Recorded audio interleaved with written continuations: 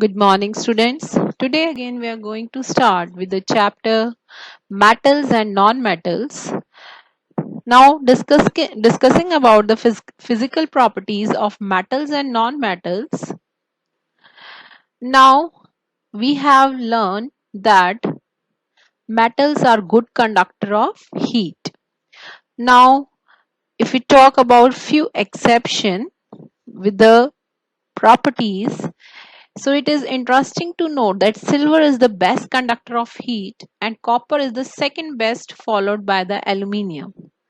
So it is for this reason that cooking vessels and water boilers are generally made from aluminium, silver being comparatively,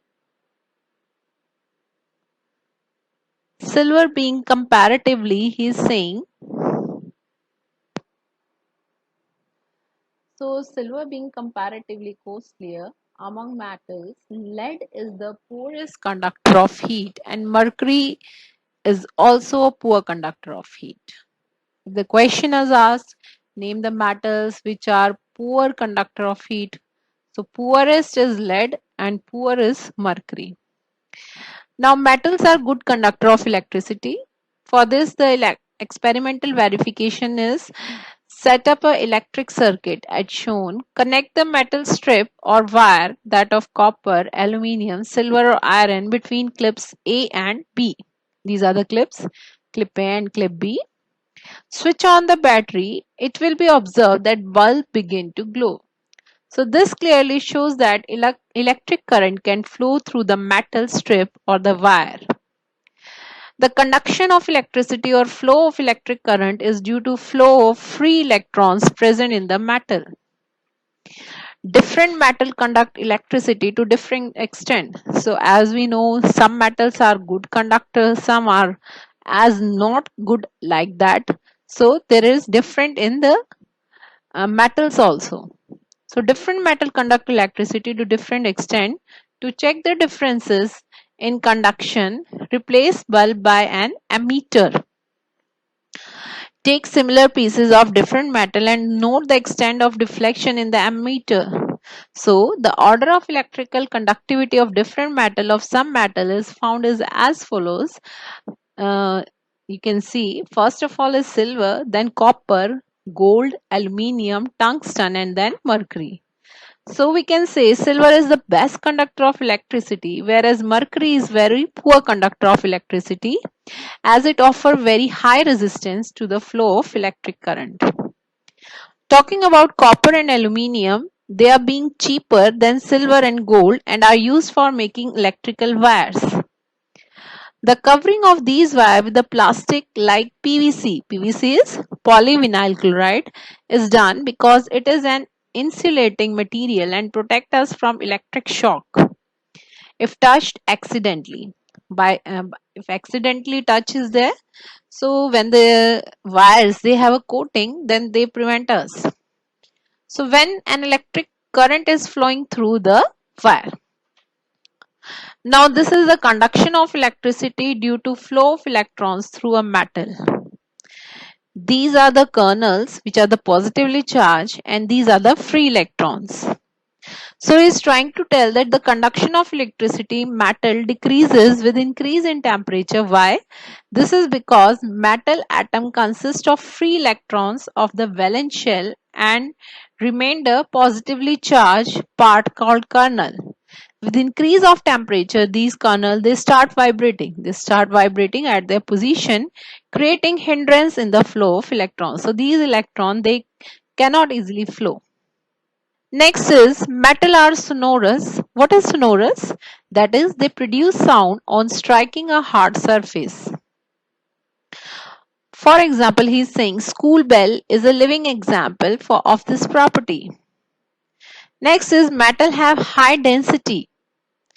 This is mainly because in metals, atoms are closely packed. Exception is lithium, sodium, potassium. These metals the distinction between metals and non-metal on the basis of chemical properties we have seen above. Now we have seen above that through metals Metals, though metals show some general physical properties, yet there are certain exceptions. Similarly, though non-metals show some general physical properties, but there are certain exceptions. Hence, a better way to classify elements into metal and non-metal is on the basis of chemical behavior of their oxides. Now, metals, they form oxides which are basic in nature, whereas non-metal, they form oxides which are acidic in nature, or they are neutral. Now we will confirm this with the help of experimental verification. As an example of metal, take a piece of magnesium ribbon, and he is saying uh, take it in pair of tongs and burn it. Collect the ash formed in a china dish and dissolve it by adding water. Test the solution with blue as well as red litmus paper. So it is observed, you will find कि the red litmus it will turn blue. So what we will conclude, that the metal oxide means the magnesium oxide is basic in nature.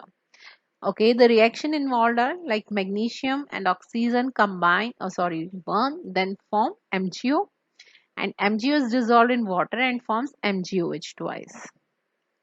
As an example of non-metal, take small amount of sulfur powder on a spatula means spoon, and heat or burn it or hold on inverted test tube over the burning sulfur to collect the fumes produced. So you can see this was the figure for the magnesium ribbon. It is burnt ash of the magnesium oxide and ash plus water. This is magnesium hydroxide. Similarly for sulfur, we will take in a spoon the sulfur spatula and we will collect the fumes. Okay. Now what you will do? You dissolve the fumes with water. What you will get? Sulfurous acid. So he's saying add about 1 ml of water into the test tube, close the mouth of test tube and shake. Test the solution of test tube with blue or red litmus paper. So it is observed the blue litmus turns red.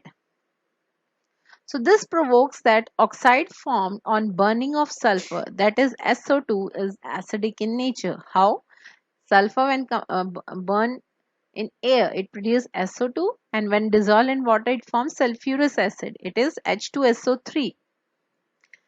And then we can check it with the litmus paper. He is saying CO, an oxide of carbon, H2O, an oxide of hydrogen, and NO, oxide of nitrogen. These are neutral in nature. So you should learn the example of neutral oxides also.